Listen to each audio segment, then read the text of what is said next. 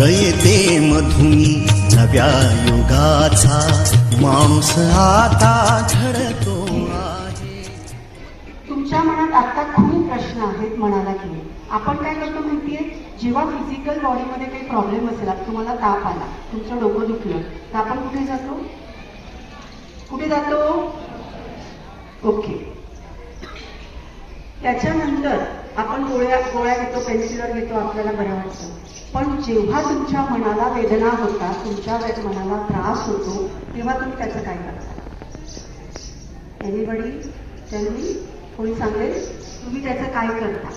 अजिबात घाबरायचं नाही. जर तुम्ही आज घाबरलात ना, आयुष्यात तुम्ही कधीच पुढे जात नाही. सांगायचं, ते धारिष्ट ठेवायचं की यस, हा माझा प्रॉब्लेम आहे. आपण काय करतो माहिती, तो जगाला कळेल, लोक काय म्हणतील, माझा मित्रमैत्रिणी मला हसतील का, मला चिडवतील का, याच्याच विचारात तुम्ही राहता आणि कायम तुम्ही मागे राहता. तुमची हिंमत वाढतच नाही, तुमचं कॉन्फिडन्स लेवल ग्रोनअप होतच नाही, कारण तुम्ही जगाचा इतका विचार करता.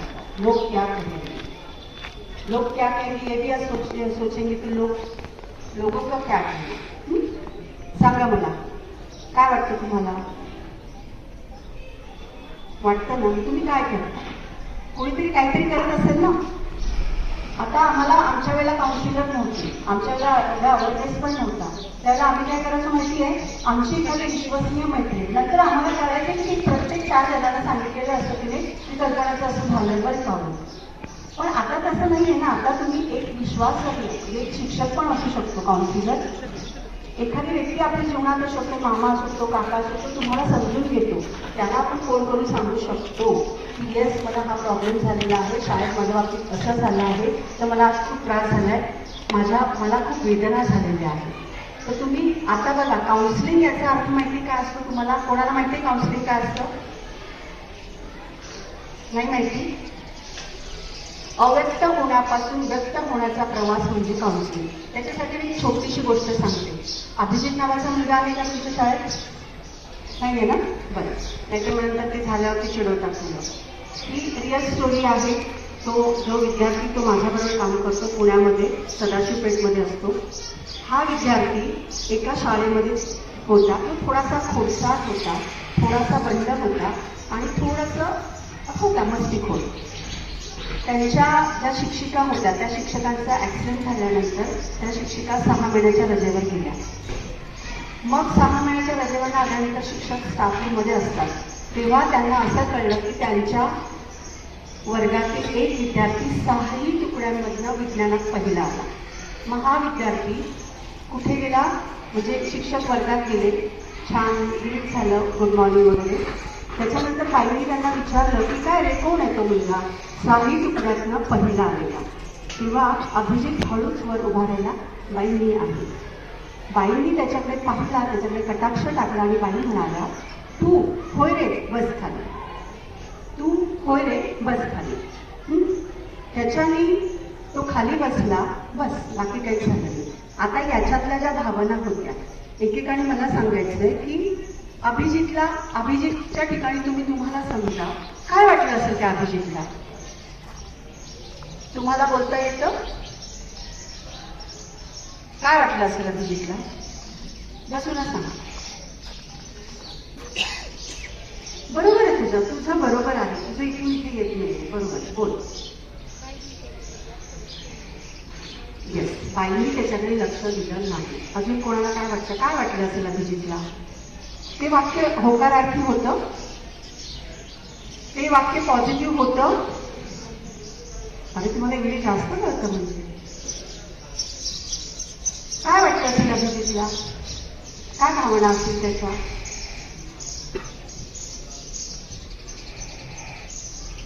त्याला दुःख वाटलं असेल, वाईट वाटलं असेल. त्याला त्या क्षणाला काय वाटलं असेल? एका 5वीच्या मुलाने मला उत्तर दिलं होतं मागच्या आठवड्यात. त्याने सांगितलं की सब अच्छा करने के बाद भी अगर कोई हमें अप्रिशिएट ही नहीं करता है तो क्यों हम करें. ही भावना तुमची पण असती. मी सगळं छान करते तरी माझ्या आईबाबांना माझ्यापासून अपेक्षाच नाही. मी इतकं छान वागते तरी माझे शिक्षक माझ्याकडनं बोलतच नाहीये, मला अप्रिशिएट करतच नाहीये. हे दुःख तुम्हाला झालं असतं, अभिजितच्या ठिकाणी असतात. पण त्या अभिजितनी ह्या प्रसंगाला पॉझिटिव्हली घेतलं. तुमच्याकडे पेशन्स नाहीये मुलांना आता सहन करण्याचे, म्हणून मला इथे यावं लागलं. अभिजितनी पेशंट ठेवले, अभिजितनी ह्या प्रसंगाला वळण दिलं ते सकारात्मकतेचं. त्याने बरं बाई असं उगाच बोलल्या होत्या का? त्याची हिस्ट्री काय होती? तो कसा मुलगा होता? खोडसर होता. बाईंना नाही वाटायचं तो येईल, पण कधी कधी एखादा खोडसर मुलगा, एखादा बंड मुलगा, तो अचानक त्याला एक पर्टिक पिरियड येतो आणि त्या पिरियडमध्ये त्याला वाटतं की मुझे कुछ करना चाहिए, मेरा ये सपना, मेरा ये गोल है, तो मुझे वो पाना ही है. तेव्हा तो विद्यार्थी सडनली बदलतो. पण हे शिक्षकांना शाळेला हे कळत नाही की तोही करू शकतो. तोही एखादा IPS IAS ऑफिसर होणार नाही, मी काहीच करणार नाही असं न करता त्यांनी काय केलं, पॉझिटिव्हली घेतलं. मी याच्यापेक्षा सुंदर अभ्यास करेन, तुम्हाला करून दाखवेन, आणि ते सिद्ध त्याने केलं. आणि आज तो इतक्या छान मुलांना शिकवतो आणि सगळ्यांचा आवडता दादा झालेला आहे. इतकं छान तो काम करतोय. म्हणून ऐका, कोणी तुमच्या आईवडील असो, शिक्षक असो, समाजाचे कोणी व्यक्ती असो, आपल्याला बोलले, त्यांचं मेंटल स्टेट प्रेझेंट केलं त्यांनी, म्हणून आपण त्याचा द्वेष कधीच नसतो करायचा. त्यांच्याबद्दल आपण वाईट बोलायचं पण नसतं. आपण काय करायचं, त्या घटनेतनं चांगलं घ्यायचं आणि आपण पुढे निघून जायचं. कारण तुम्हाला माहिती का, आता मला तुम्हाला म्हणजे सांगावंसं वाटतं की तुम्ही पेशंट ठेवत नाही, तुमच्या मनामधलं तुम्हाला व्यक्त करत नाही. शेअरिंग करा, आईसोबत करा, पप्पांबरोबर करा, भावाबरोबर करा, पण ते करा, मनात ठेवू नका. Wien you suppress your emotion ना, दॅट टाइम तुम्हाला प्रचंड सामोरे जावं लागतं. कारण काय होतं, स्ट्रेस जास्त वाढेल, तुम्हाला प्रेशर येईल, त्या प्रेशरच्या अंडर तुम्ही काहीही करू शकता. मी असे खूपसे विद्यार्थी पाहिले की ते मिनिटाकडे मुली गेला नाही. मला आता माझं जीवनच मला संपवायचं आहे असा फेज आला. आणि आपण बघा ब्लाइंड गेम खेळत असतो. ब्लाइंड गेमला मराठीत काय म्हणू आपण,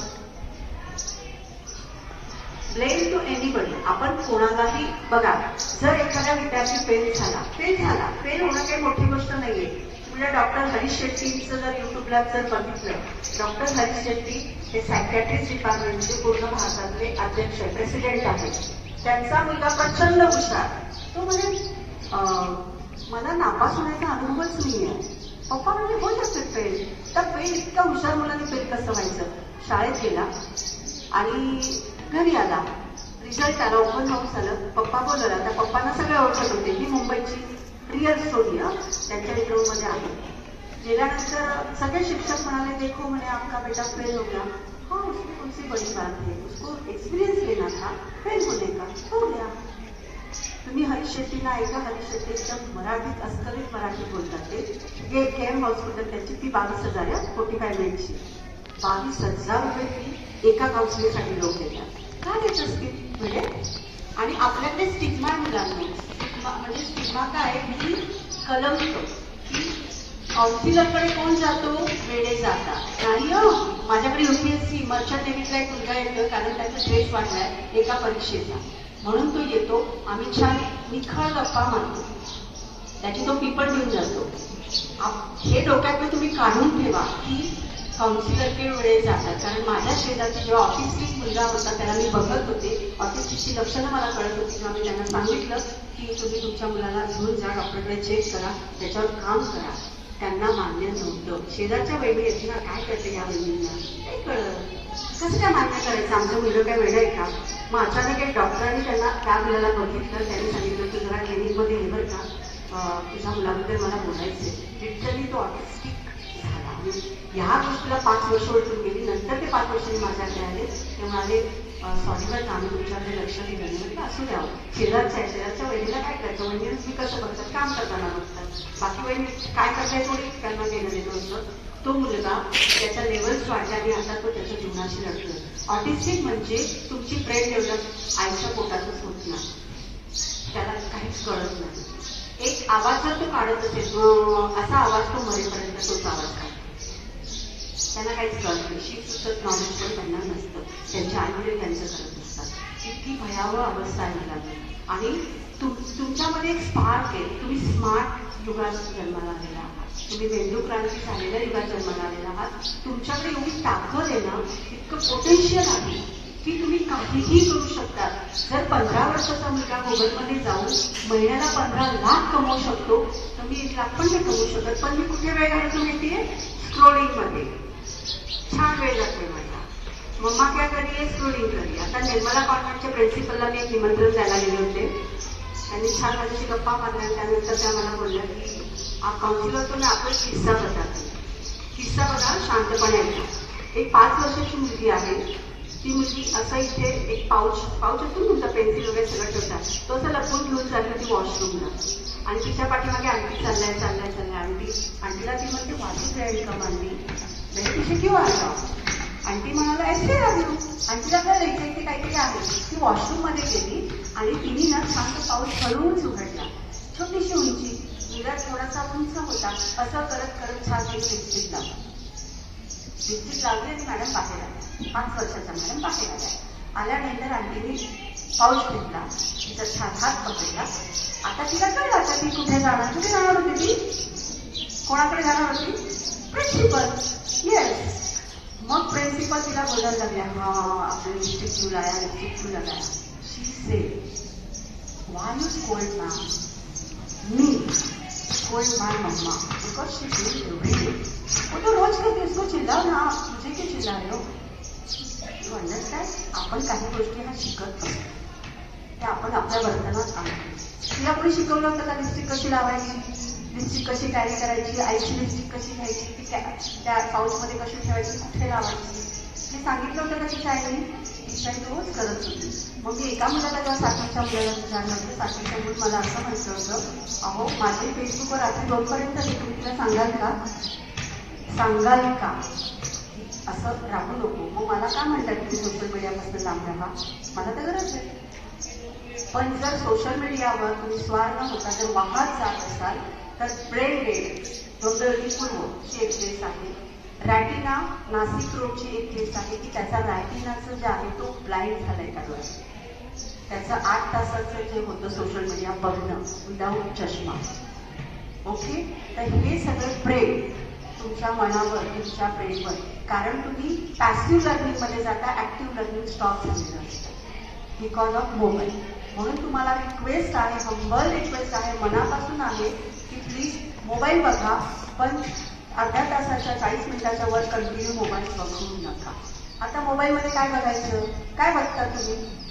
खरं खरं उत्तर द्यायचं. कारण मला माहिती आहे रयतची मुलं खूप प्रामाणिक, खूप चांगली मुलं असतात ना. हे वाक्य बरोबर आहे का? या वाक्याशी किती सहमत आहे सगळे? खूप ऊन लागत असेल तर थोडे शिकवा, हळूच ना आवाज करता. त्याच्या जीवनामध्ये जर ट्रान्सफॉर्मेशन करता आलं, कोणाला जर आपल्याला 2-3 शब्द चांगले सांगता आले, कोणाची मदत करता आली, तर चांगली गोष्ट नाही का? आशीर्वाद नाही का मिळत आपल्याला? म्हणून ह्या चांगल्या गोष्टीचा विचारच करा. आपण नेहमी परिस्थितीला, व्यक्तीला, आई वडिलांना, शिक्षकांना दोष देत असतो. प्रत्येक व्यक्ती आहे ना ही वेगवेगळी असते. मान्य आहे का? शेवटी प्रत्येक व्यक्ती ही वेगवेगळी असते. प्रत्येक व्यक्तीत वेगळं इंटेलिजन्स असतं. ठीक आहे. हार्वर्ड गार्डनने याच्यावर 22 वर्ष रिसर्च केल्यानंतर त्यांना कळलं की आपल्यामध्ये 10 इंटेलिजन्स असतात. मग 10 पैकी माझ्यात कोणता आहे?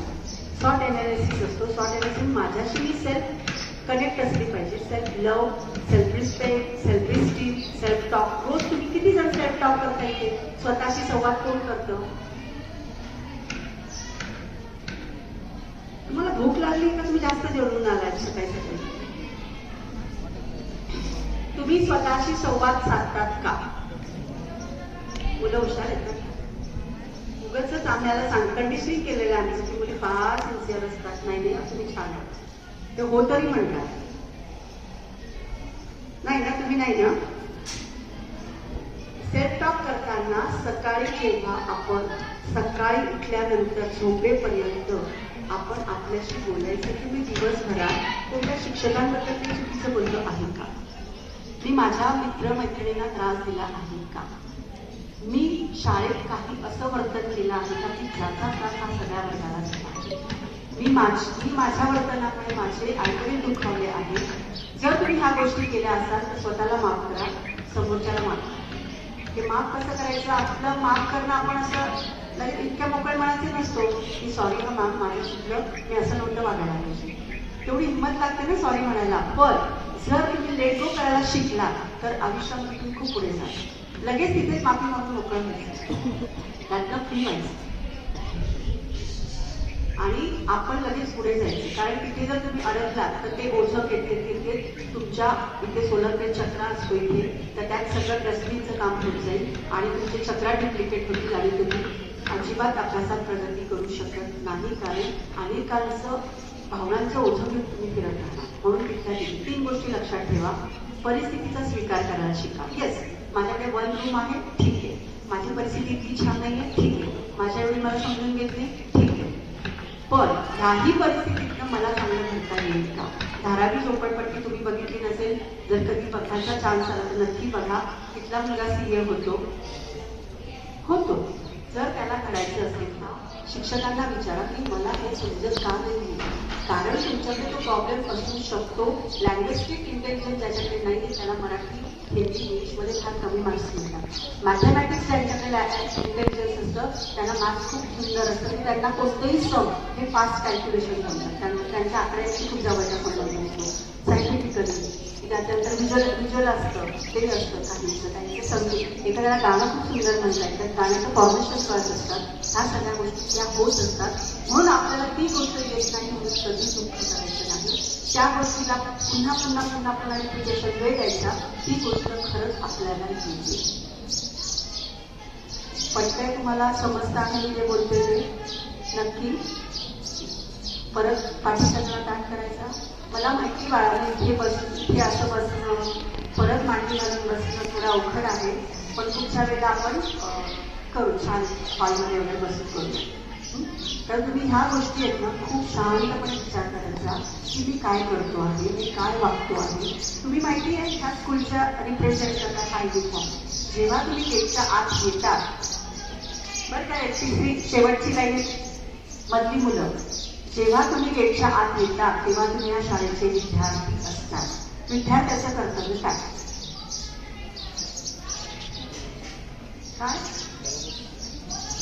बोला, काय असतं? ज्या वेळेला तुम्ही थँक्यूचा जास्तीत जास्त वापर कराल तुमच्या बरोबर जाणून घडेल.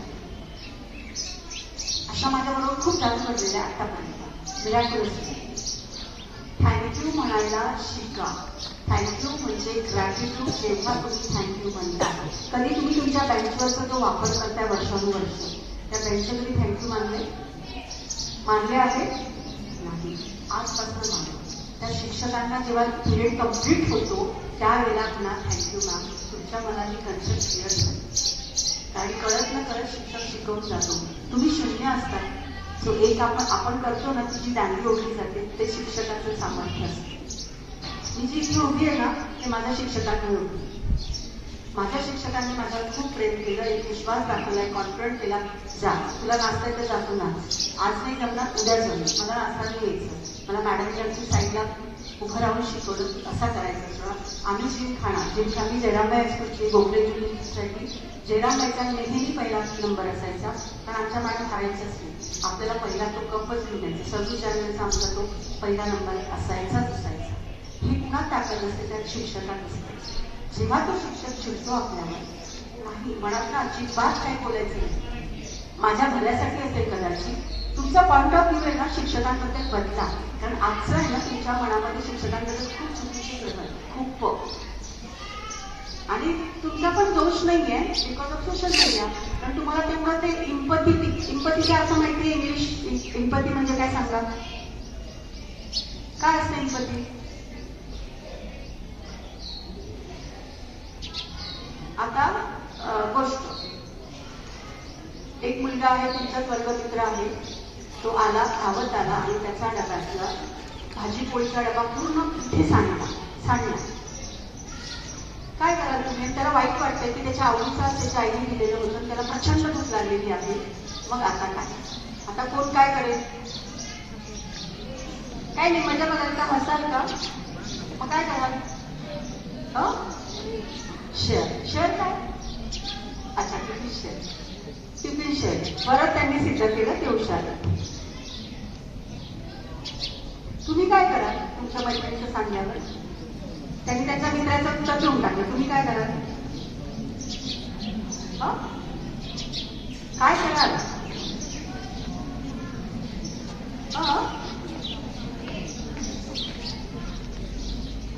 सर समोर बसले म्हणून बोलत नाही का तुम्ही? अरे आपण आपला टिफिन देऊ ना. जणू काही माझा टिफिनच चांगला आहे तर त्याला तेवढी भूक लागली तर हे काय टेन्शन घेऊ नको. माझ्याबरोबर आज जेव, आवडी जर असेल तरी खा रे, आज समजून घे, जाऊ दे, घरी गेल्यावर उरलेलं असेल तर खा, काय पण तुझ्यासाठी बनलं. एवढी वाक्य आपण बोलू शकतो ना. Problem solve. त्याला एम्पॅथी म्हणतात की त्याच्या ठिकाणी मला बघायचं, त्याचं दुःख माझं आहे, त्याच्या शू मध्ये जाऊन मला बघायचं की yes, that is called empathy. सहानुभूती. दया वेगळी. दया कशी असते तुला माहिती. मग दुसऱ्या दिवशी मग हीच मुलं काय म्हणतात, तुला माहिती का त्याचा डब्बा सांगला मी दिला बरं का त्याला. हे काय झालं रे, काय झालं रे, काय उपकार केल्याची भाषा आहे. तुम्ही मदत करता म्हणजे समोरच्याला काय तुम्ही दया दया म्हणजे कशी असते बरं का. दया कोणावर करायची याची माहिती तुम्हाला. कोणावर करतो आपण दया? विचारा कोणावर करतो, कोणावर करतो? बरोबर आहे. कुठून तरी उत्तर आलं माझ्या कानापर्यंत पोहोचले पण यांना नाही कळलं. सांग. तो म्हणाला कोणीतरी बोललंय अंधारा पाहणार. करेक्ट. ज्यांच्या ऑर्गन्सला प्रॉब्लेम आहे, जे काही करू शकत नाही त्यांच्या मदत करायची. आता माझाच मी किस्सा सांगते. काश्मीरचा आतंकवादी हल्ला मागच्या वर्षी झाला होता तेव्हा मी तिथे होते. पहलगाम आम्ही खाली होतो आणि तिथे झाला होता तो अतिरेकी. त्याच्या 2 दिवस आधी आम्ही वैष्णोदेवीला गेलो. नीट आहे का, वैष्णोदेवीला गेल्यानंतर आम्ही रांगेत, प्रसादाची एक रांग होती, त्या रांगेत आम्ही उभं होतो. तर माझ्या पुढे माझ्या 2 नंबर मागे एक प्रेग्नेंट लेडी होती. तर त्या खूप ऊन होतं त्या दिवशी. तर मला असं वाटलं की आपण तर छान राहू शकतो.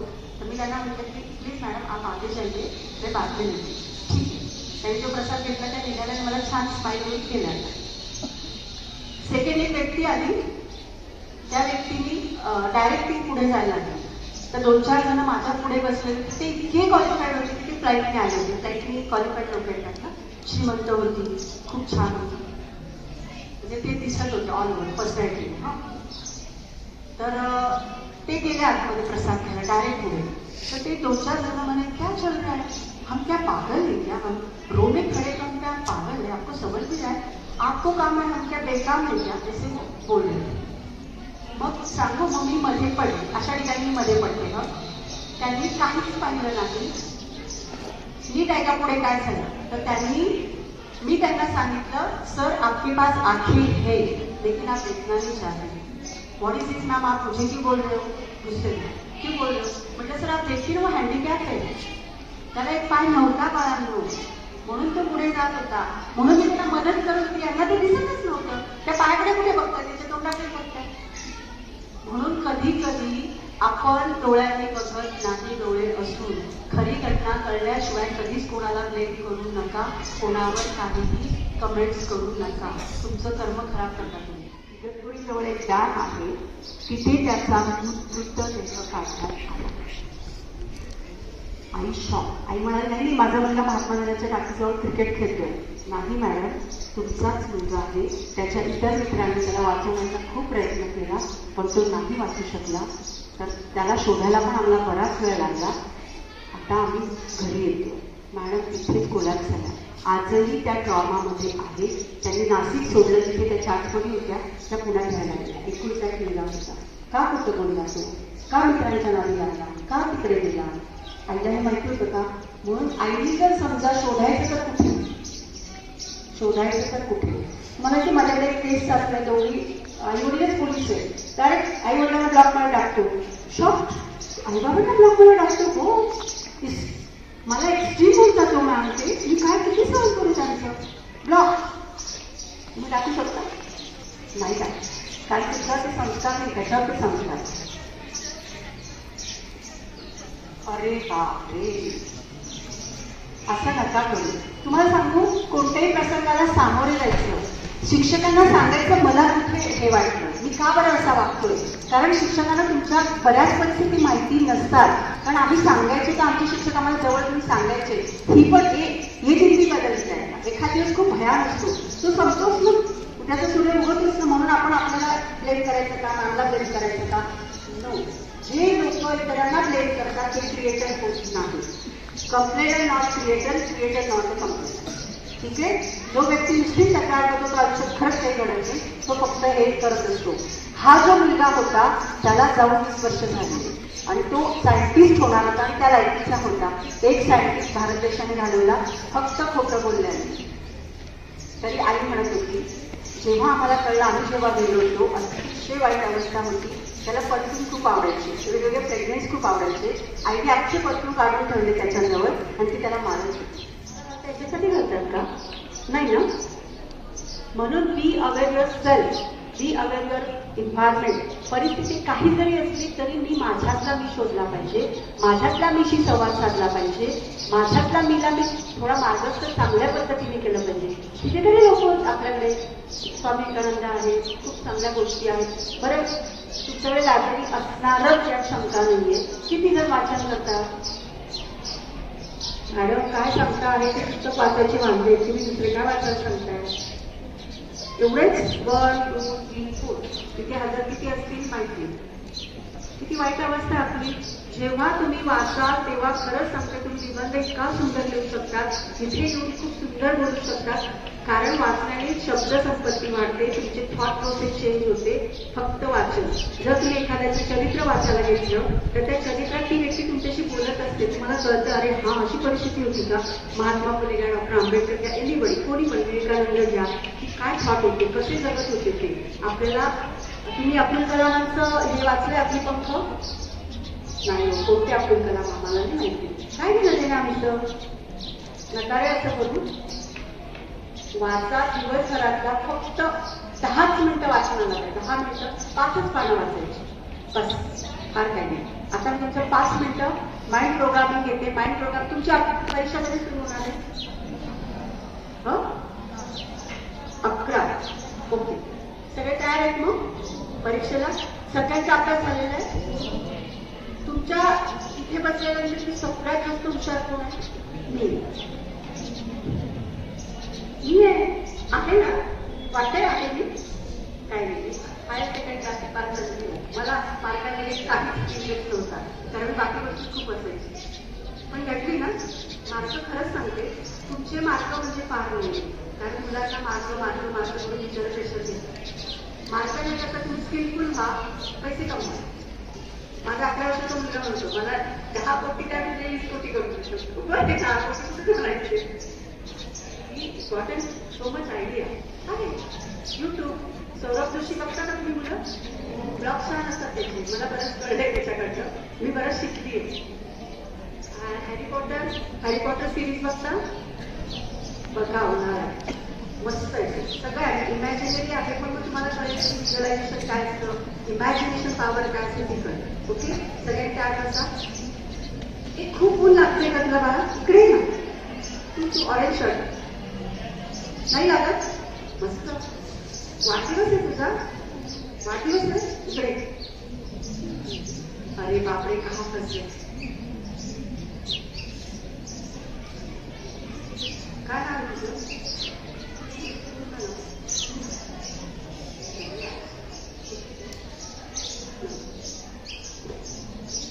काय करायचं? हसण्याचा प्रश्न होता. तुझं स्वप्न आहे काही गोल आहे, तुला काय करायचं?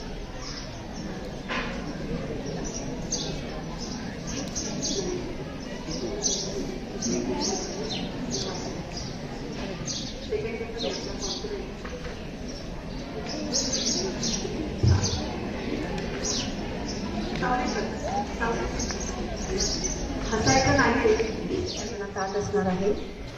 फक्त 2 मिनिटं. हा, पाठीचा कणा ताट, डोळे शांत बंद करायचे, बुबुळांची हालचाल नको आहे.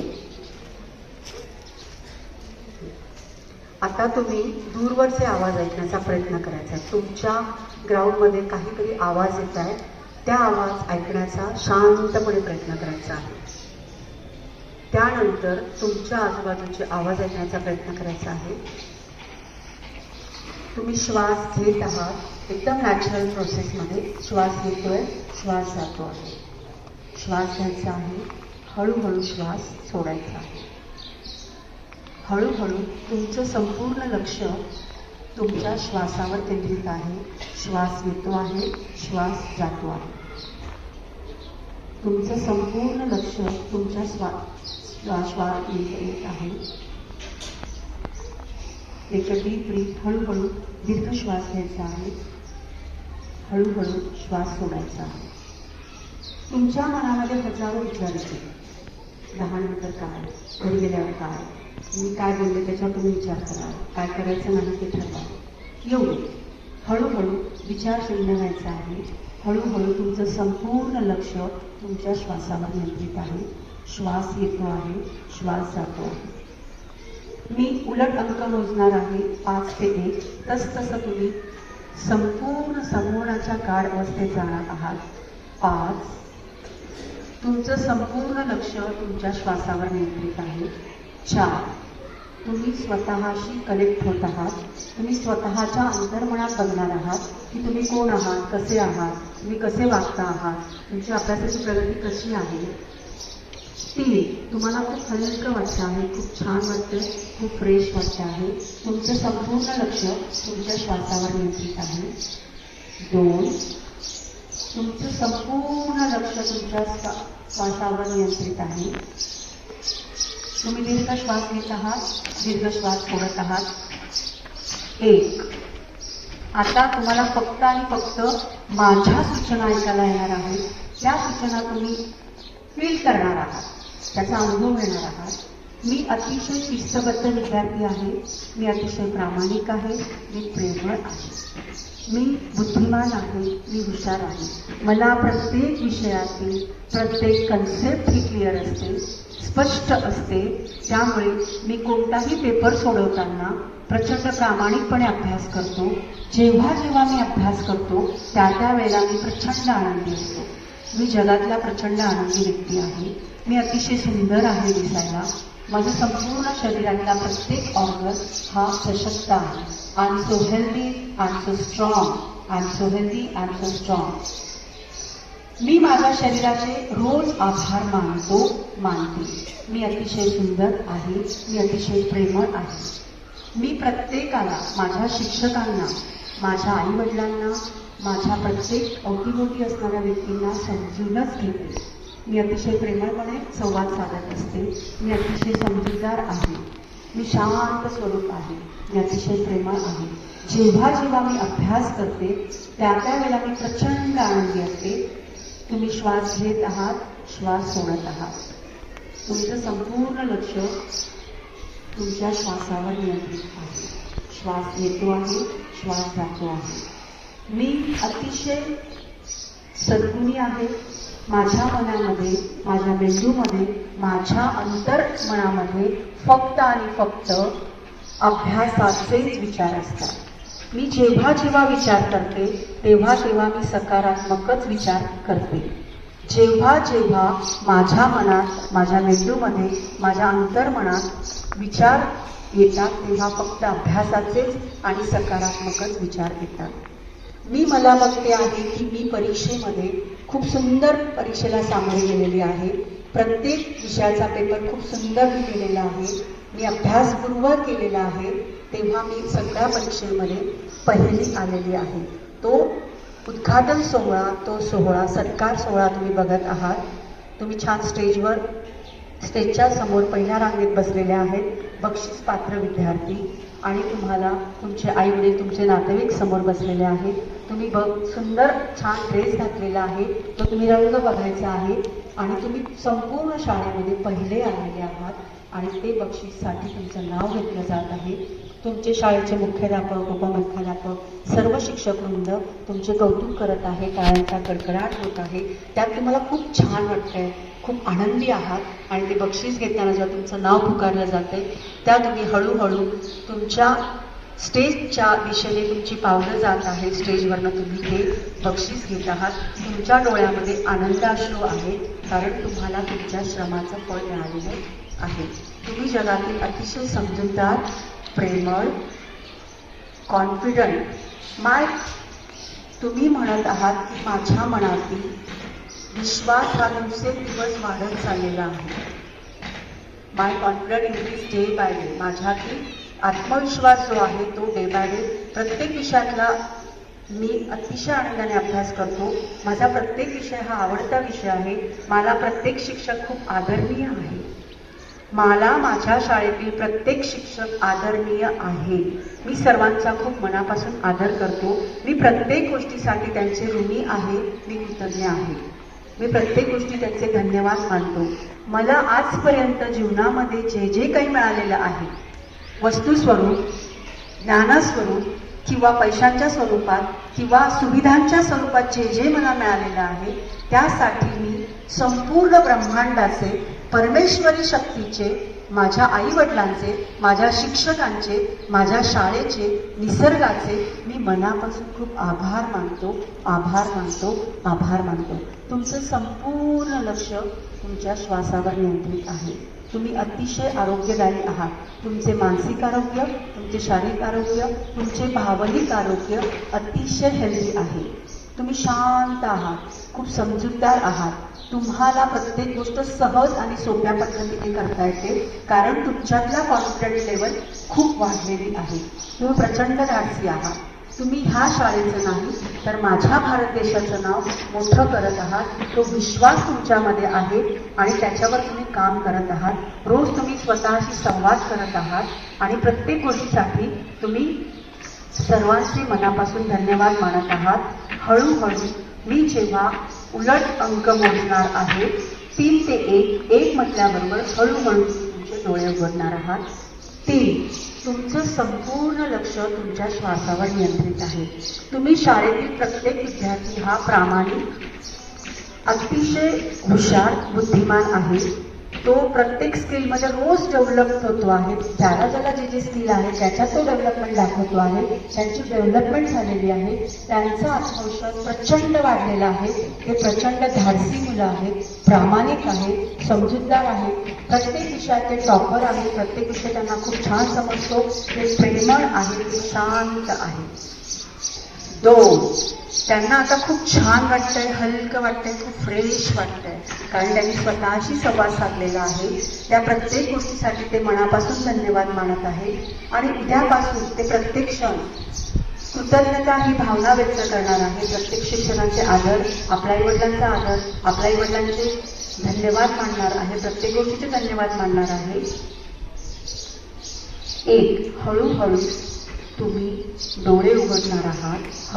मात्र डोळे उघडल्यानंतर तुम्ही इतरांशी बोलायचं नाही, कारण तुमची जी एनर्जी आहे ती एक्सिलेट व्हायला 15 ते 20 मिनिटं जातात.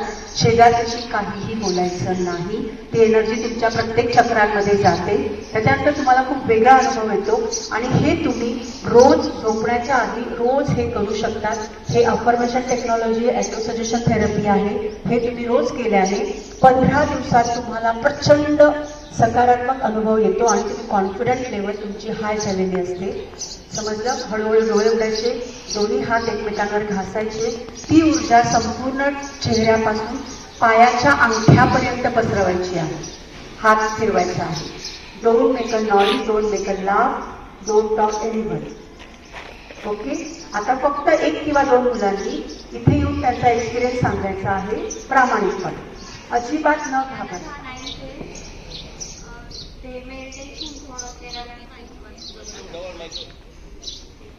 थोडा जास्तच असं फ्रेश आणि गुड फिलिंग आला.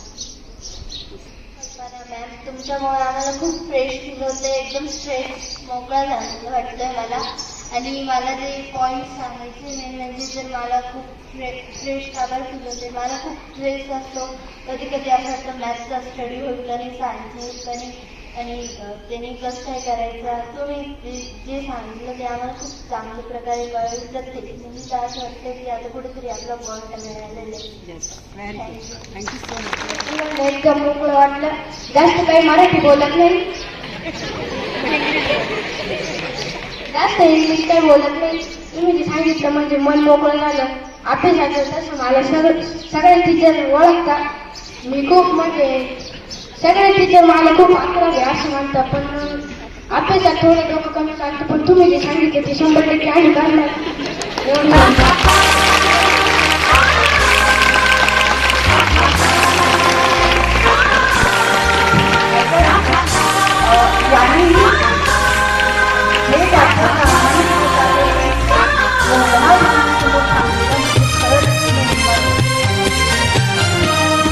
रयते मधुनी नव्या युगाचा माणूस आता घडतो आहे.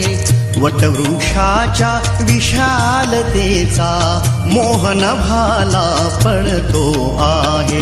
रयते मधुनी नव्या युगाचा माणूस आता घडतो आहे.